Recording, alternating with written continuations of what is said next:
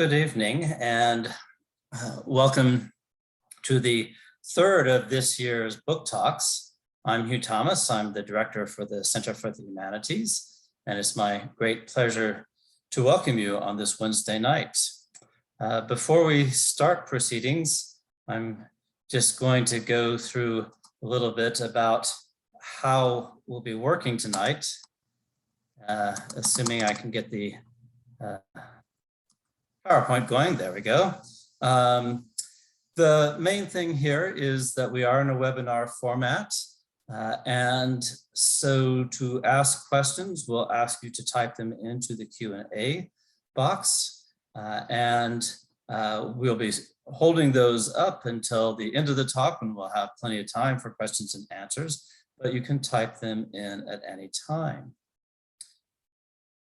And I want to go on to say a few words about upcoming events.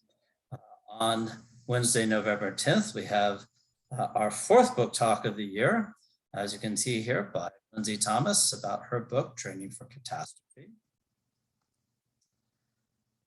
We also, mainly for graduate students, for PhD students, we have a professional development workshop with a focus on careers for PhDs in university administration.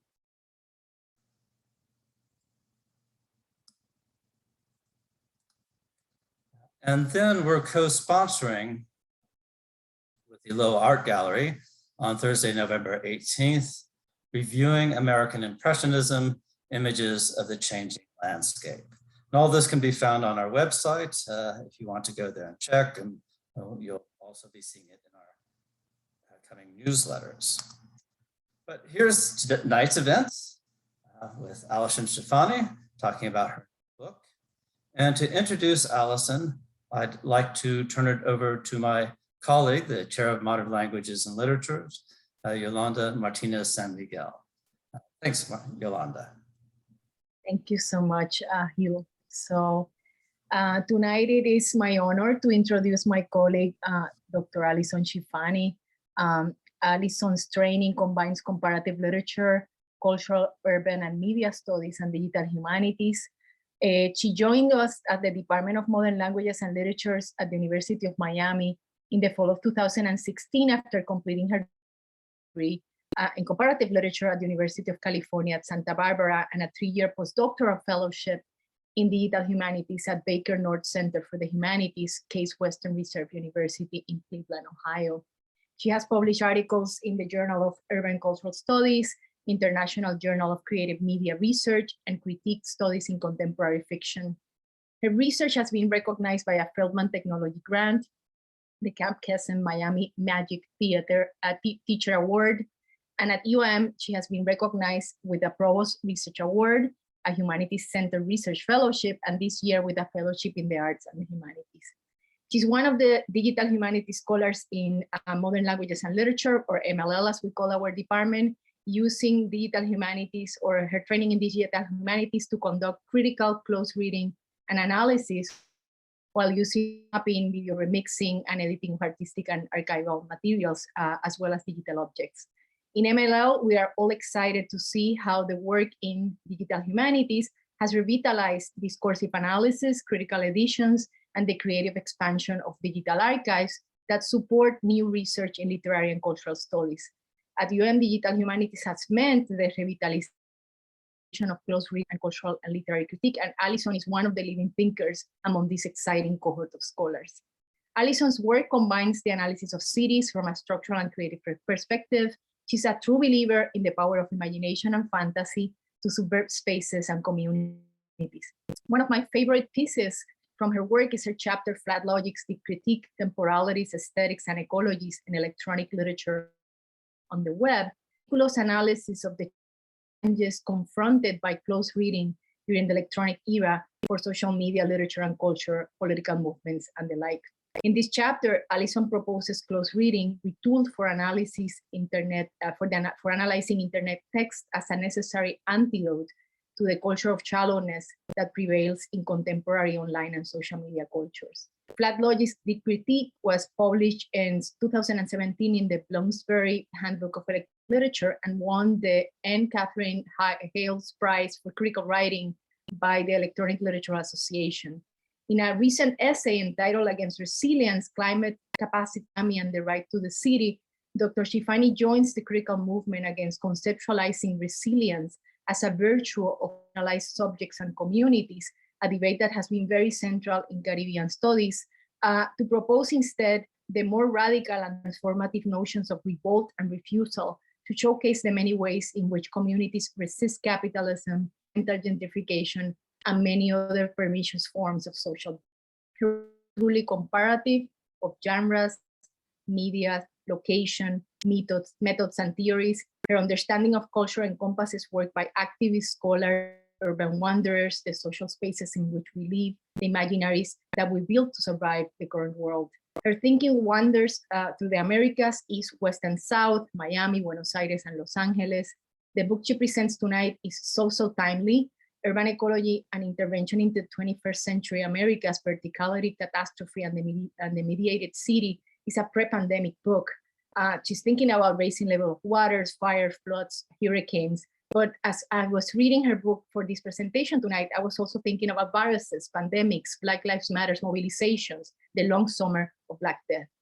For Allison, catastrophe is a synonym with the city. And I'm quoting, where there is the city, there is catastrophe or risk of catastrophe or certainty about a coming catastrophe. Carrier pigeons, graffitis, and autonomous networks serves as alternative text to think about catastrophe, cruel optimism, and revolt. From the detritus of urban destruction, Allison recovers a network of urban fantasies and potentialities, which is what she would share with us tonight. So I would like to close this introduction by saying a few words about Allison as a colleague. Our catastrophic scholar brings her creativity and joy to our department. She's the kind of colleague we all want to have, always ready to move from theory to action, sensitive to the questions and experiences of our students, collegial, actually joyful, and always willing to assist in whatever you may need from her. Allison is one of the theory heads in our department. Her theory courses engage the literary, the mediatic, cultural, and social movements in very sophisticated yet unsettling ways. She's also a fantastic conversationalist. Do find her in social or academic gatherings for witty and thought-provoking exchanges, and a tragic optimist at all times. I have yet to spend a hurricane or crisis with Allison, but I'm almost certain that she and those around her will be humorously fine. After all, for Allison, catastrophe is a space for radical creativity and sophisticated speculation. The fact that her work combines crisis and concerns is also crucial for us in Miami, a global and multicultural city that is built and grows in the abyss of disappearance, at times obliviously celebrating the joy of a life certainty or without future. Allison works that in reading the we can remake it. She ends her introduction by invoking Manuel Castell's idea that another city is possible, and we have both shared dialogues of the worlds otherwise invoked by critics and indigenous thinkers. It is a privilege and an honor to introduce Allison tonight for the presentation of her first book. May this be the first of many more books to come. Felicidades. Thank you so much, Yolanda, for that amazing introduction. I'm humbled. I am going to try to set up so I can share my screen with you guys. Bear with me for a moment.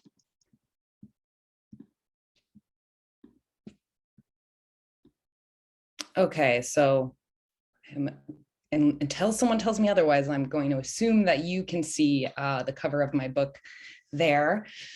This was a book that was finished during the pandemic, published during the pandemic, and here we are on Zoom. It seems only appropriate that pandemic limitations are imposed even on my presentation of the book. It was published very early in the year, January of this year, as part of Routledge's Environmental Humanities series. I want to start this evening with just some acknowledgements. At the University of Miami, of course, I have to thank Dr. Yolanda Martinez San Miguel, not just for her wonderful introduction, but for chairing the department through these pandemic times. I also want to thank George Udise and Lillian Mansour. They were both mentors to me in the department and really ushered me into Miami and supported my work throughout my career here. I want to thank also my department, the Department of Modern Languages and Literatures. We are a very collegial, very fun, very unruly group of people, and we're very interesting. I'm lucky to be in a department full of such a diversity of thought, and with such supportive colleagues around me. The writing of this book was made much easier. I want to thank too the Center for the Humanities, not just for setting this talk up tonight, but also for offering me a faculty fellowship in which some of the writing that appeared in this book could take place. I want to thank Drs. Lindsay Thomas and Jessica Rosenberg in the English department. They have been my friends here since I arrived. They fed me, they plied me with cocktails, and they let me talk about this book, and they were gracious readers of some of the work here and helped me think through this book. All of this began, of course, at the University of the University of California, Santa Barbara, where I have to thank Rita Rayleigh, Lisa Parks, and Maurizio Boscali, who read this book in its very nascent forms when it was practically illegible. I want to thank Allison Caruth at Princeton as well. She was on my committee. And then more recently, Lisa Swanstrom, whose editorial view of the book really shaped it in the end. In the world at large, I have a few people to thank as well. Kai DeVolt is responsible for the beautiful cover of this book, and their companionship and friendship has been wonderful to me, and they always make me think of what it's like on the ground as an activist.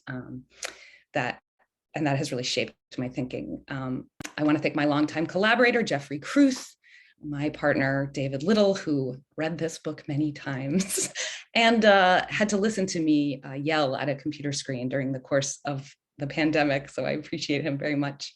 And then my kinship network, my family, and all of the people really all over the world, good friends and colleagues who let me rage and ruminate and drone on and on about the city and really helped shape this book in ways that I cannot possibly quantify. Okay. So in some ways, this book began before graduate school when I was an undergraduate student in Los Angeles.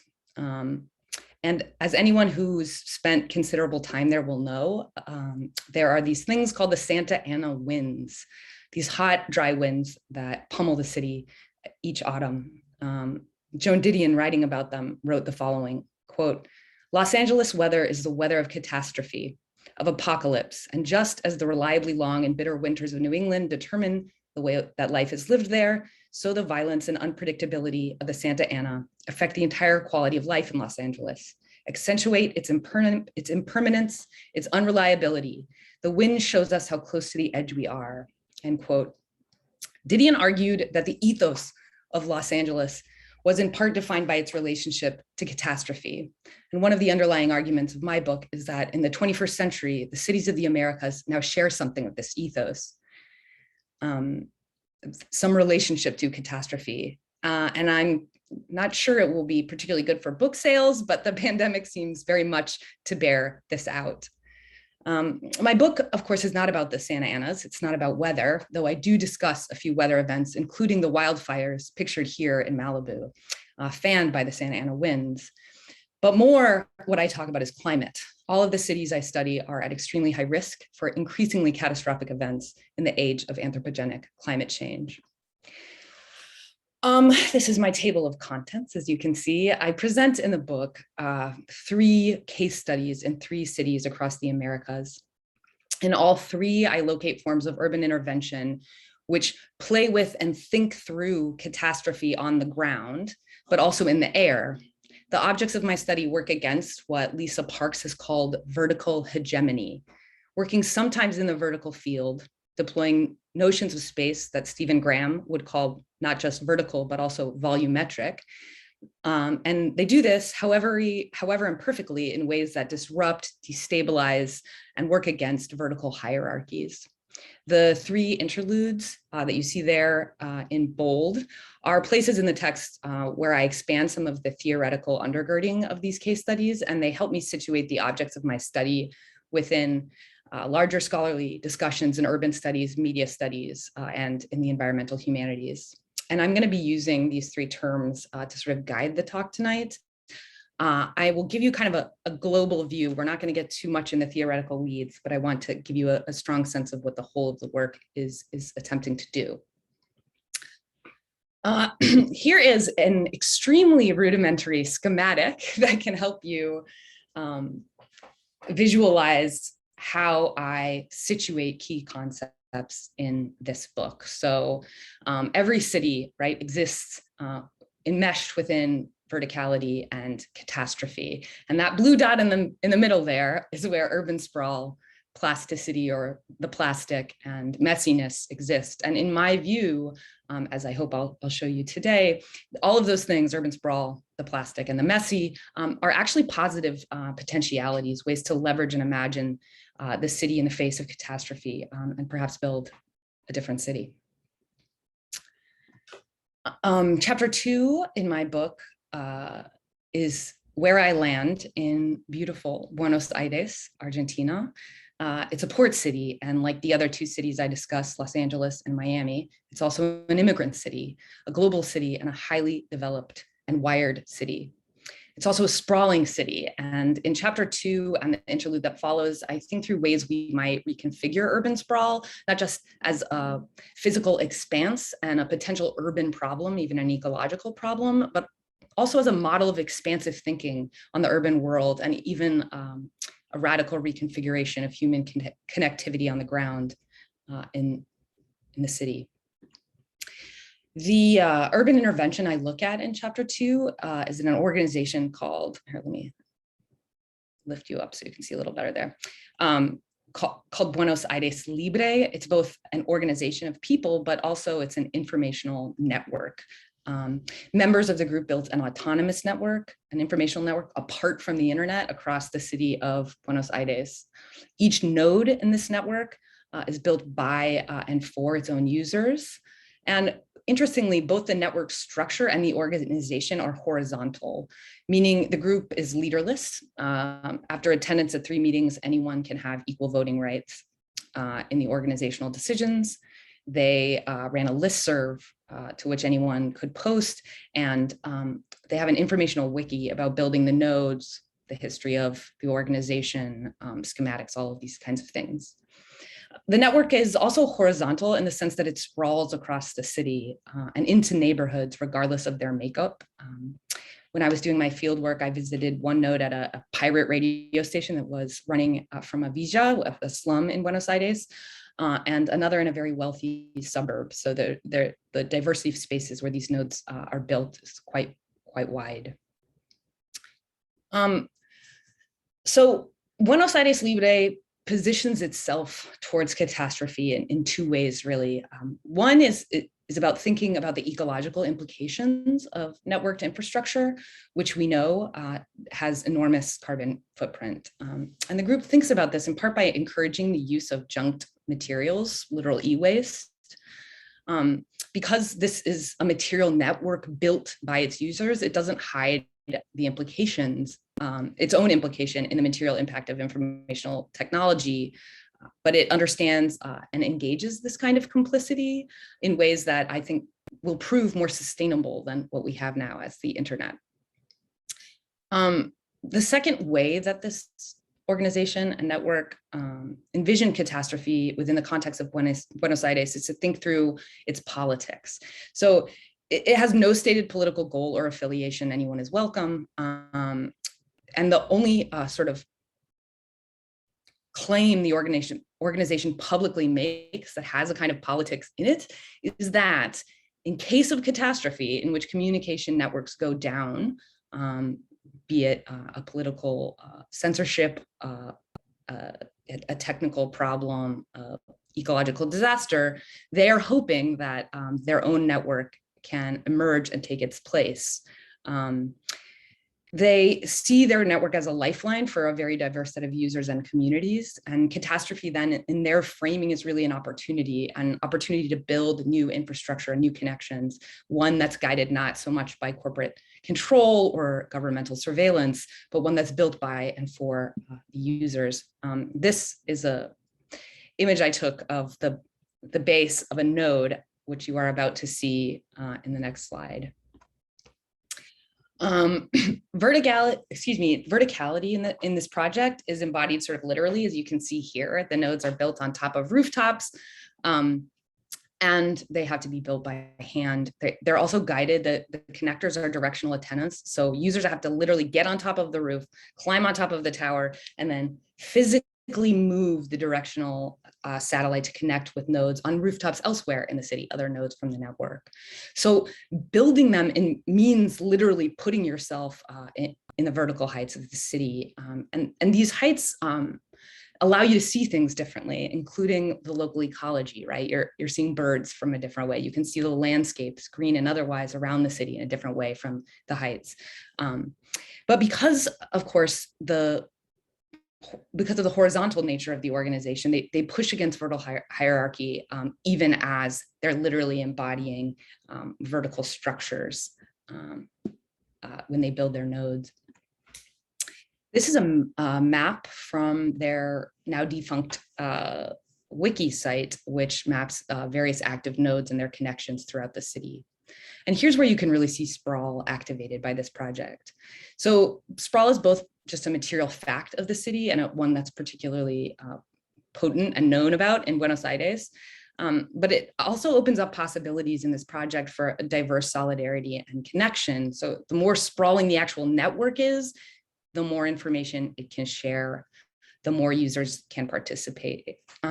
And engaging sprawl here, through the network, we can start to imagine newly radical forms of informational infrastructure within the city and new ways to think about and represent networks outside the surveilling gaze or the corporate paywall. We want, I think, our networks to be sprawling across not just space, but also across a diverse set of communities. And thinking of the city sprawlingly, right, also means thinking about the complexity of urban relationships, meaning it's an epistemological, sprawl as an epistemological approach to the city, right? Thinking about relationships between technology and the natural and built environment, between one community and another, between the ground below us and the rooftops above. In chapter 3 of my text, I move to a city I think many of you will be quite familiar with, our very own Miami. Again, this is an immigrant city, a port city, and a hinge point of the Americas. It's also a literal site of informational mediation. It's a conduit for informational traffic from the Caribbean, Latin America, and the US. In downtown Los Angeles, there is an odd structure, which I write about elsewhere, called the Network Access Point of the Americas. The undersea fiber optic cables literally lift up into downtown Miami, into this structure. And so when your cousin in the Caribbean sends an email to your aunt in Massachusetts, it very likely the data will funnel through the material site that is the city of Miami. In Miami, the piece that I talk about is this single piece of ephemeral graffiti. It appeared, I believe, in 2016. Your $1 million houses will soon be underwater in the abandoned South Shore Hospital building that no longer exists. If you were driving on A1A into Miami Beach, you would have seen this to your left as you entered Miami Beach. So this piece touches on so much about urban development in this city in the age of climate change. It certainly points to catastrophe, right? The catastrophe of climate change, but it also offers a kind of projective fantasy that catastrophic climate change will level somehow the economic playing field. It also does something to work to link climate phenomena to urban development under capitalism through the debt form, right? To be underwater is, of course, also a figuration of debt.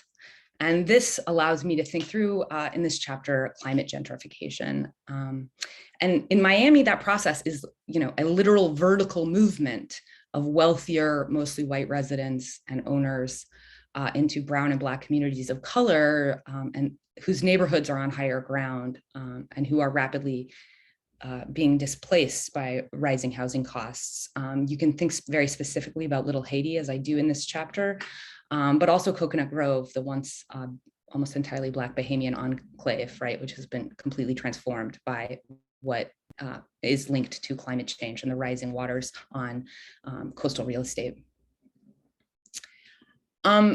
This piece of graffiti lets me open up a discussion about resilience discourse. Yolanda mentioned my interest in this already.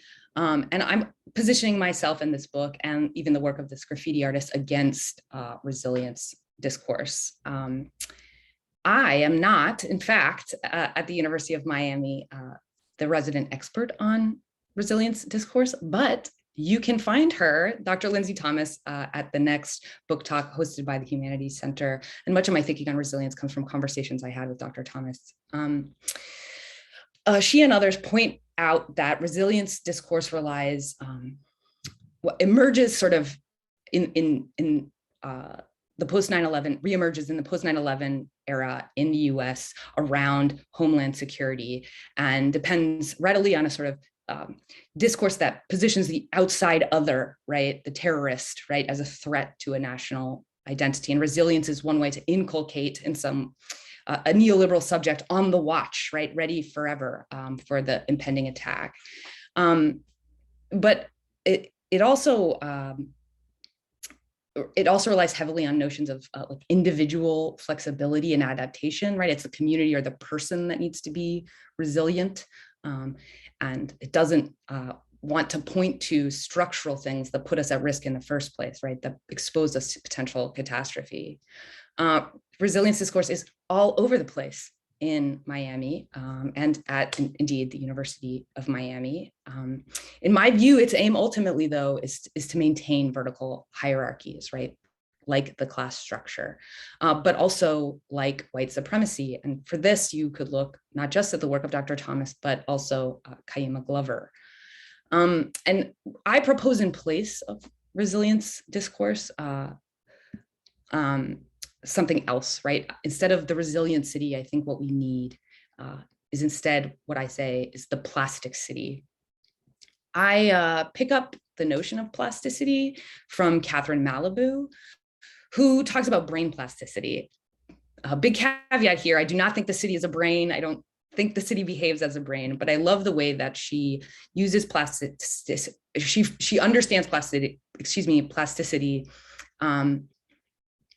right, as not just the ability to receive and change form, but also to refuse form, right, to explode as in plastic explosives. And plasticity is a way to figure the city as radically alterable already, right? It's alterable now. In the same gesture that the graffiti writer uses to indicate that the city is changing, she is indeed changing the city. She both shows the city's plasticity and in her, illicit act brings that plasticity into being. A plastic city can be radically remade in ways that a resilient city does not, cannot. We don't have to demand flexibility from communities or engender what ultimately amounts to docility in individuals, such that they understand the onus of change is entirely on them. We don't need to funnel all development through private funding, right? If we frame the city as plastic, we might have an opportunity to wrest the right to the city from developers and banks and traders, and to put it into its proper hands, which are those of the common. And famously, Miami just became one of the least affordable cities in the continental United States to live. What you see here is the South Shore Hospital building going down, demolished to make way for, you guessed it, condos, massive condo towers. And in the sort of fight around this development, locals were able to demand a small amount of green space that will come up in this area. But 0 units will be given over to affordable or subsidized housing in the condos that will take the place of this building.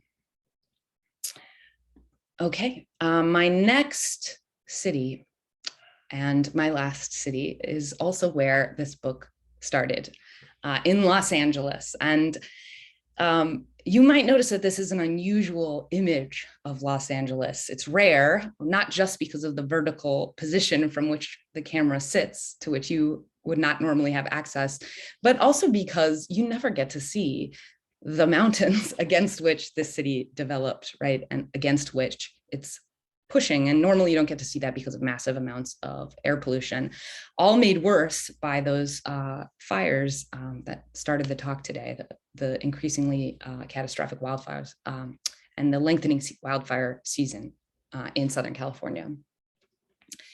The urban intervention that I discuss in Los Angeles is called Pigeon Blog. It ran from about 2006 to 2008. It was a collaborative layman science project designed and executed by Beatriz da Costa and a handful of human and non-human collaborators like this carrier pigeon here. These carrier pigeons were equipped with pollution sensing backpacks that were also GPS equipped. The catastrophe, obviously, that this project engages is about pollution, which can have micro catastrophic consequences in the form of illness for human and non-human animals alike. In the vertical field here, right, is the air through which these birds fly, but also the satellites that the GPS locator uses to triangulate the bird's position.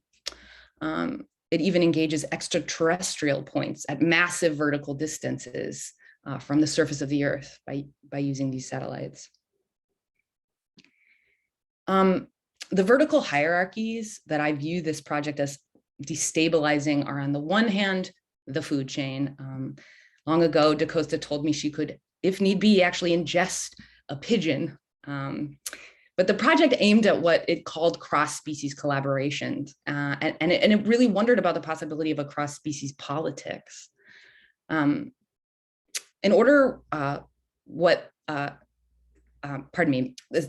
these birds which sensed pollution in the air above Southern California were meant to redress a sort of issue with contemporary monitoring of pollution. So standard pollution sensing bodies, the state and federal organizations that monitor pollution, avoid what they call pollution hotspots in order to offer what they position as more accurate, a more accurate read of pollution levels. So these hotspots are by and large near major infrastructure like freeways or power plants, and they're inhabited by poor communities and communities of color. So even as this project is employing vertical views, and it plugs into state and corporate run informational networks like the SMS network it uses and so on, its aim is really to show the asymmetry of pollution impacts and the blind spots of standard pollution monitoring practices. So it also sort of picks away at hierarchical structures of scientific authority and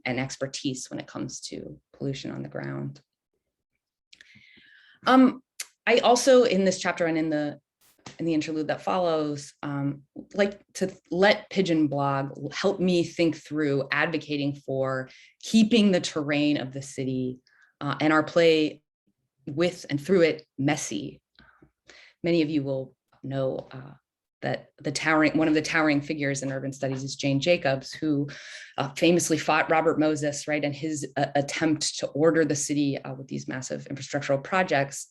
Jacobs advocated for a messy city, for messy ways of people coming together, for emergent organizational structures that were not imposed from above.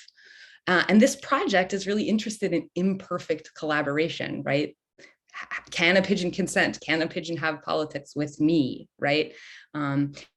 Its data collection was imperfect. You cannot, calibrate the exact route the pigeon will take. It really indicates an awareness of the messy ties between bodies, both human and non-human, and unruly urban ecologies. And thinking in terms of messiness means really positioning ourselves against what are becoming increasingly popular formulations of how to run a city, like the so-called smart city, right? Which is supposed to be ordered and surveilled by those on higher rungs of the municipal and federal hierarchy. And instead of thinking the technologies of surveillance and what the project does really is ask us to rethink technologies of surveillance, some of those same technologies we might use in the smart city, and technologies of violence, GPS is used to plot bombs, for example, and to employ them in service of something very different, right? Of play, of collaboration, and unruly alliances between human and non-human animals, between the digital world and our analog and embodied material environments and milieus. And I will just sort of wrap up here. In the end, I wrote this book because I love Buenos Aires, and I love Miami, and I love Los Angeles. I love cities, and I love them because they sprawl, because of their plastic capacities, their ability to change and reshape themselves. I love them because of their mess. And if we want the cities of the Americas to remain vibrant and to grow more equitable and sustainable, and to allow us to play in and through them, we're going to have to refigure the way we talk about them, the way we move through them, certainly the way we develop them. So I will end there with a quote I always use to end my talks on the city, the quote of Manuel Castells: "Another city is possible." And I really hope that someday soon I can meet you all in it. So thank you so much for coming tonight. I really appreciate you allowing me to share my work with you. Thank you so much, Allison. And I'll remind people that in order to ask questions, you can type into the Q&A. The first thing we have is just a greeting. So I'm going to toss out a question of my own while people put together their thoughts. And when you were talking about Buenos Aires Libre, I was reminded of some of the early utopian ideas about the internet. In some cases, I think put forth cynically, but I think in some cases genuinely, about how this would democratize the world and break down barriers and create horizontality. Is this collective trying to put that into practice? What's the relation between that and the earlier, perhaps more naive idealism about the corporate internet? So I think it would depend on what member of Buenos Aires Libre you asked, how they would respond to this. Some of them are just tinkerers, technophiles. They don't care anything about the politics of the internet or not. They just want to learn how to build a node and how to think about networked infrastructure. Some of them do have a political aim, right? They're building this because they believe in their own utopian way, right? That this internet will be the better internet, will be their own. One thing that I think is really different about their view is that the initial utopian impulse around the internet we have was not about building it ourselves, right? It was about producing content ourselves or communicating the way we wanted to choose, but it was not about building the actual infrastructure ourselves. Buenos Aires Libre wants you to know this is the material stuff of our internet infrastructure. Also, interestingly, because they view themselves as coming into being the most fully post-catastrophe, right, in the moment of some kind of collapse, their utopianism is deeply tempered, right? They have a different view of how this is going to come out, and it's very specific to Buenos Aires in some ways. This network emerged after the financial collapse, a long history of political upheaval, surveillance, and so on and so forth, right? So there's a kind of in Buenos Aires, one views structures of any kind with a certain degree of suspicion, and they think of themselves that way as well. Thanks. Right, so I'll move on to a question from Nicholas Sheets. Were there other cities during your writing process that you considered adding to your book but didn't? I'm thinking CDMX with earthquakes, hurricanes in the Caribbean, etc. Oh, Nico, I wanted to write about every city I have ever wandered through or lived in before I arrived at the University of Miami. As Yolanda mentioned, I lived in Cleveland, Ohio. Go Cleveland. I'm a huge Cleveland fan, and I really wanted to include Cleveland in this as well, in part because of its industrial history, right, where it situates itself in a very particular history about American industry and its relationship to media and manufacturing and so on and so forth. But it doesn't make a whole lot of sense to throw Cleveland in this particular crowd if you're trying to triangulate the Americas in a particular way. So yes, I wanted all the cities. It was important to me that there was cultural linkages between all of these cities, right? And that they had something in common. But I will be honest, because of my methodological approach, the cities I chose had to be cities I could live and work in, right, for periods of the writing. I interviewed artists and activists. I built nodes for the Buenos Aires Libre work. I wandered around Miami, right, trying to figure out what neighborhoods did what. So that does limit the amount, the number of cities I can include in my work. Well, that question actually folds into the next question, or next pair of questions, which is from Jessica Rosenberg. So it's like a two-part question, but you can answer only one if you like. Could you say a little bit more about what the framework of the Americas does for you? What's distinctive about the Americas in your framework, if anything? I'm not sure we want to ask the second question, which is, if you were to write a sequel, what would your next trio of cities be? Because I'm not sure we want you to leave Miami. I'll go ahead and ask it. Okay. So the Americas,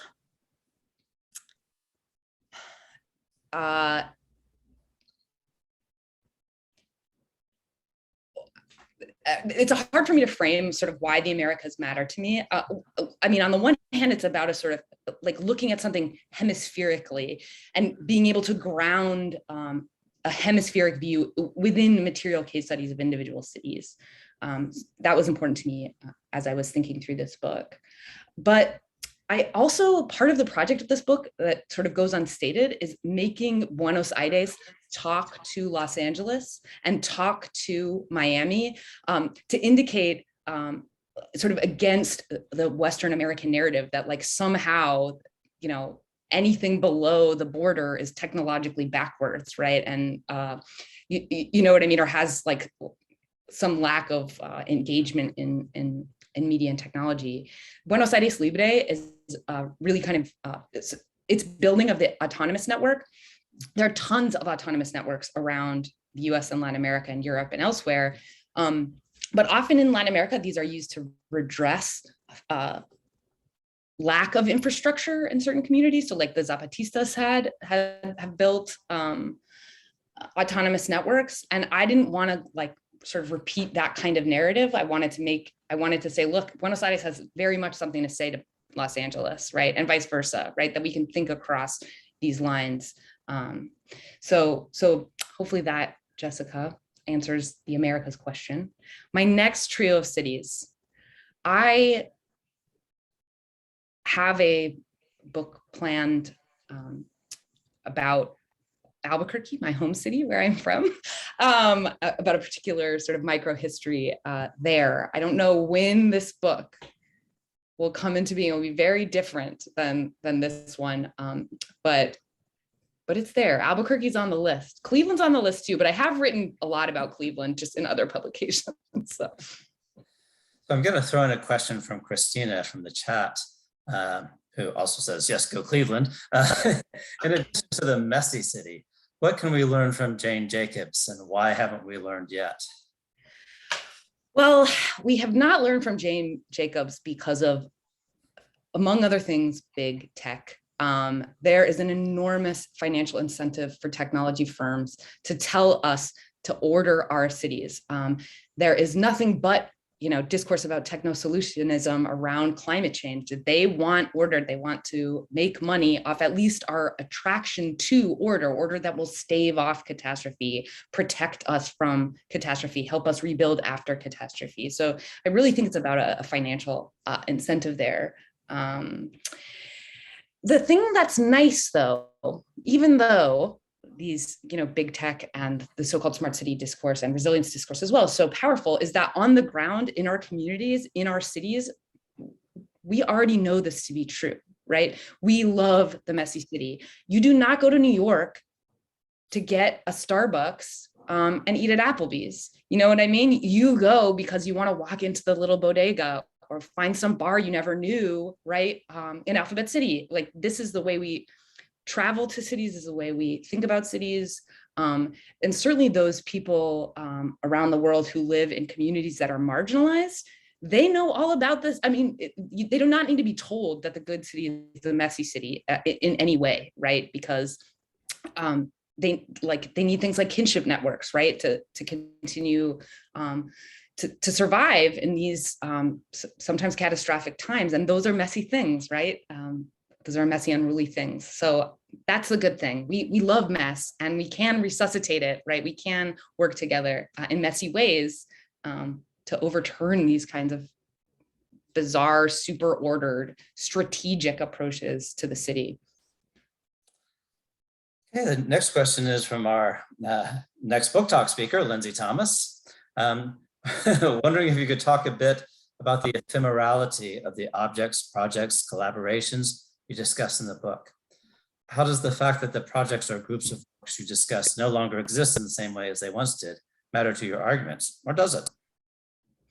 So this is where plasticity really helps me out, right? The idea is to think of the city as dynamic, right? And ultimately always changeable. It is a city in process. It will always be a city in process. There is no city in the world that stands still. So to have these sort of ephemeral engagements with the city be ephemeral is okay with me. I don't think it sort of undermines my arguments. But that said, I think it's important to think about interventions in the city that sort of have an activist or radical motivation, that they're gonna erupt and disappear, and that we need to continually return right to the scene in new and inventive ways. And over the course of the pandemic, I was just thrilled to see so many like the resurgence of urban occupations as mechanisms of protest. I mean, we all knew it never went away. And Occupy was also a spatial occupation, and very much centered on an urban world. But I really like to just keep reminding everyone, guess what? We can still walk out of our houses. We can still go to these spaces. We can still change and shape them. We do change and shape them all the time. So I guess thinking about process perpetually within the context of the city helps me elevate what are ephemeral phenomena. I will say too that this book, the projects in this book all come from a particular historical moment that is quickly changing.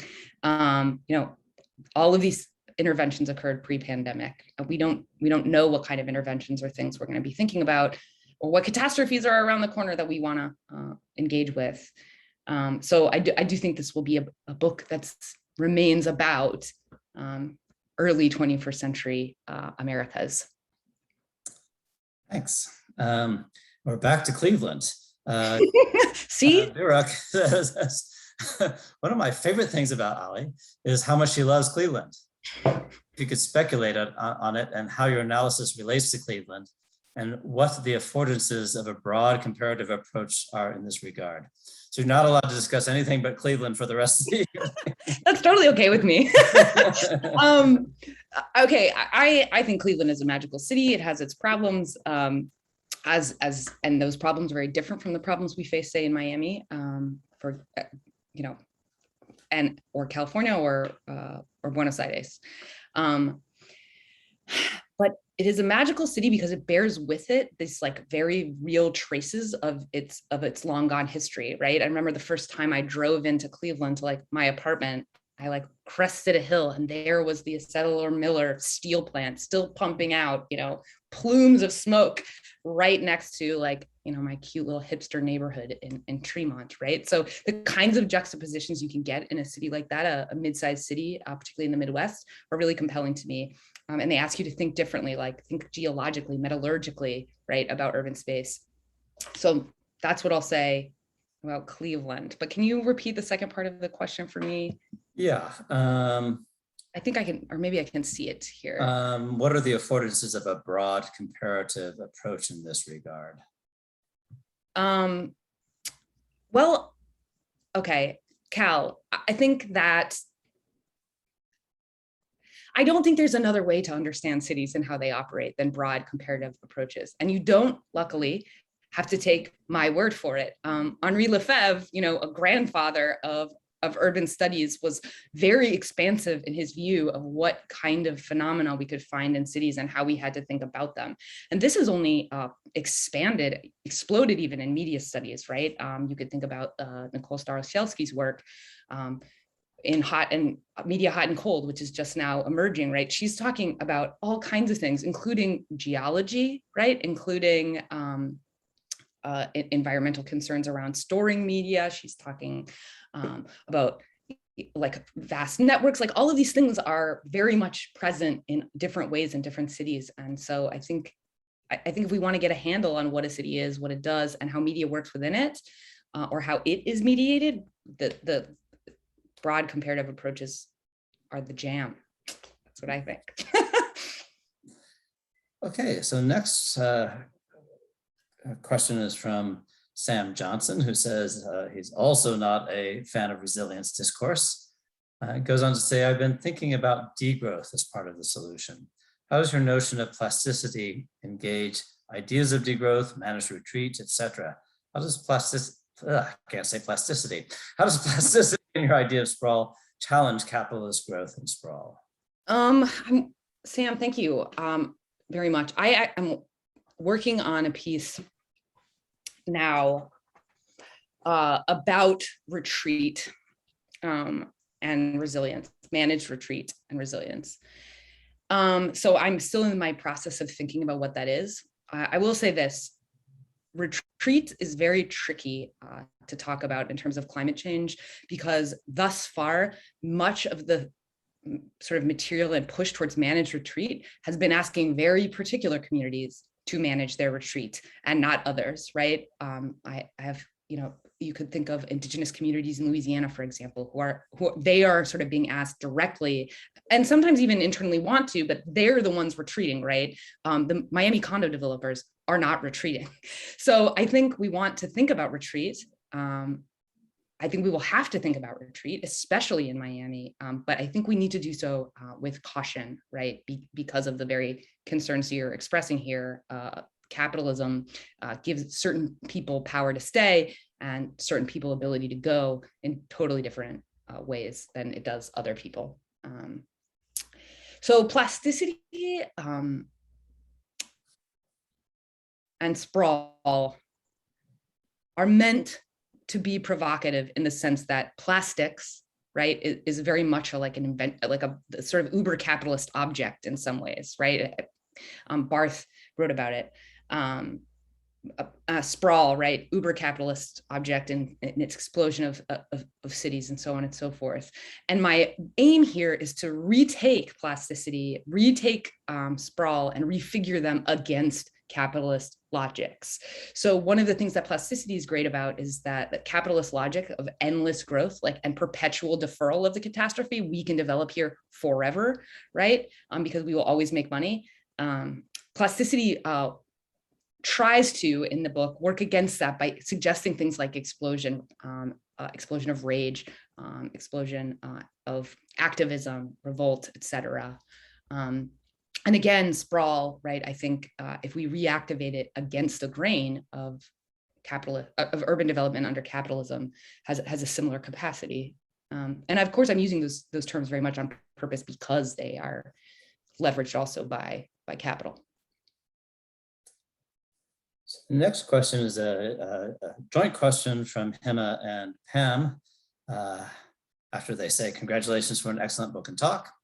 Could you talk a bit more about how the Los Angeles project tracking pollution with pigeons is a collaboration and not a vertical exploitation of animals by humans, seen Yeah. sometimes as city vermin. Yes, so this is very interesting. In the book, I talk about this in more detail. So the project is very aware that the pigeons cannot consent, right, in any meaningful way, in any that we can't track their consent or refusal to participate in this project or their politics. However, the project does trace the relationships between pigeon handlers, the people who own these birds. It's particularly trained birds, homing pigeons, right, and their birds. So they are trying to sort of really think about these things as relational. The other way to think about pigeons, right, is that they're I lost the word. Their development and decrease is completely in line with human population explosion and retreat, right? There's a scientific name for that relationship. Like their species is coeval with ours in so many ways, particularly in urban settings. So in some ways, right, we are all, whether we engage in this project or not, whether we like carrier pigeons or we don't, our everyday movement, activity, our built environment, et cetera, like is in relation to these birds, right? It already is. So it's not a clean, it's not, they don't offer a clean solution here, right? They don't. And for that reason, I also think for that reason, I also like the messiness of the project, right? It's a proof of concept, it's a way of playing, but it's not going to just erase the sort of very difficult questions around human, non-human animal relations and ecologies. So I guess that's kind of a half answer to your question, Hema. Hi, Hema and Pam, thank you so much. Next question is from Lilian Lugo, who also says thank you. And says, I wonder if you could talk a little bit more about plasticity as opposition to resilience, as refusal, and its relationship to class, social disadvantages, etc. Yes. So resilience discourse, historically and today, wants to inculcate flexibility in a good neoliberal subject. We're supposed to be flexibility, and in the material sense of return to form. No matter what happens to you, you should return to form. And what form should that return look, that we return to look like? Well, it looks like capitalism, right? It looks like the status quo. It looks like profits forever and ever, lifting off the ground and away from the present material landscape. And my hope is that plasticity, particularly as I use it through Malibu, works hard against notions of that flexibility, right? But plastic, yes, can take form, it can give form, but it can, at least in Malibu's terms and in my own, refuse form. It can explode, right? It can refuse. So in that sense, my hope is that framing the city as plastic shows you, like literally just gives you a different paradigmatic view of the city as on the verge of, as able always to stop. We don't have to do this, right? Another city actually is possible. It's happening all the time, right? We don't have to live in this space. And yeah, I mean, for me, I'm very Jamesonian in this way, like the big system that I want to work against, interlocked with many other systems of oppression is capitalism, particularly in terms of the environment. So I hope, Lily, that answers your question. Thanks for coming today. The next question is a series of questions from Yasemin. So you can sort of decide which ones you want to answer. Since we're kind of coming towards, I think we can go a little past 9, but we still got a couple questions. The notion of plasticity of the city and the quality of city for reform and change is very interesting. If, according to page 66, somebody who's read your book. Oh my, I'm excited.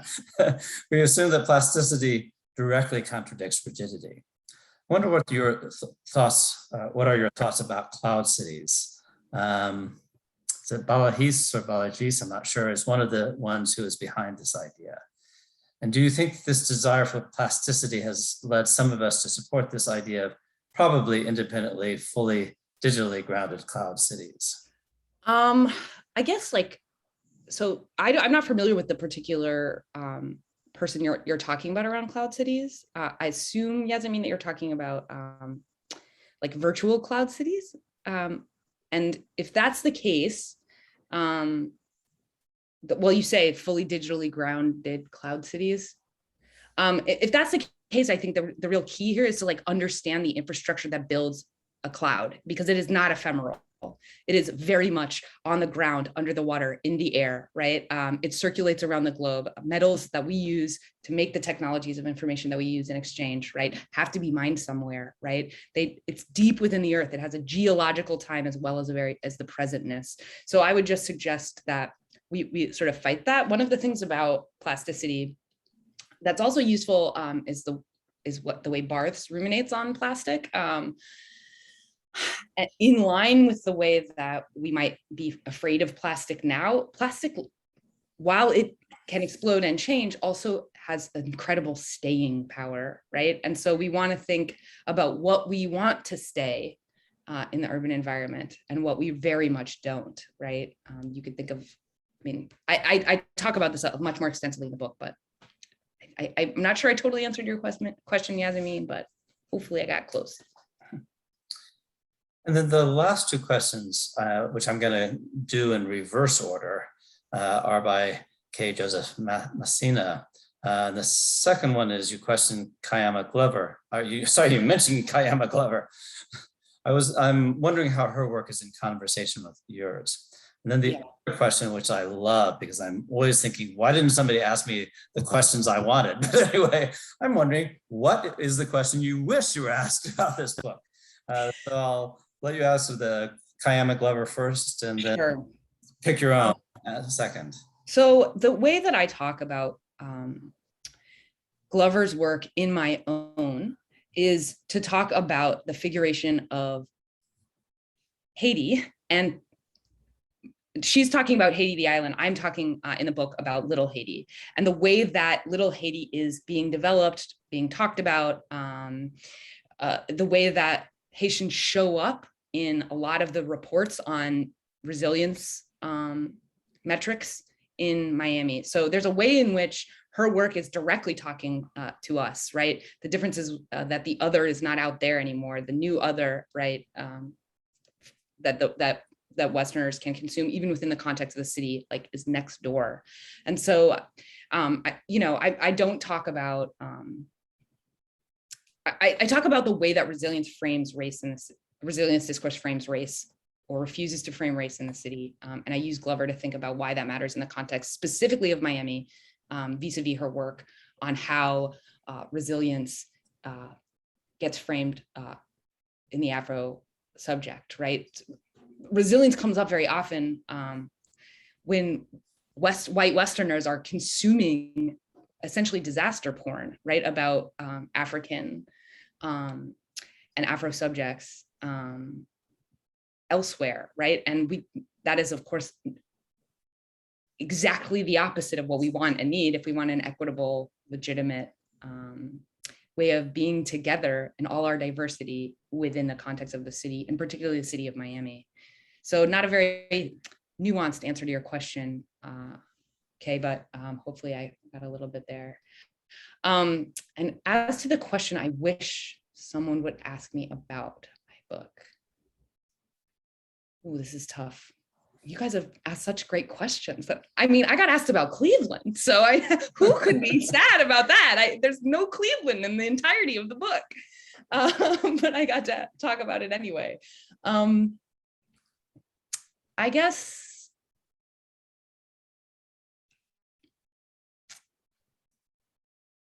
I have a long history of pretty playful work, right? What I do in this book is not just about looking at the ways that these objects do something in the city, but play myself. I like to pick up shiny things and turn them around and see how they work. And so I guess if somebody were going to ask me about method, right, more directly, I would say that I would want to respond with that I hope that my method also involves a lot of pleasure and play and being in these spaces and places. It's not it doesn't have a whole lot of scholarly undergirding, but I want to have fun when I'm in a city. I want to have fun with the people around me and this magical world. And yeah, that's part of what informs how I work. So there you go. I got to ask and answer. Perfect. Yeah, and I thought that was a wonderful ending to the talk. So I'll first thank everybody for coming tonight, and well, virtually coming, but still it's a Wednesday night. And so, since with a webinar format, we can't all get up and applaud, I'll thank the speaker. I think the questions showed just a tremendous level of engagement. It was a wonderful talk, and so I'll applaud wildly for everybody else. And thank you so much for sharing this really fascinating talk. I hope everybody will come for the next book talk with Lindsay Thomas. Thank you so much, all of you. Thank you so much for sharing this evening with me. Thank you, and everybody have a great evening.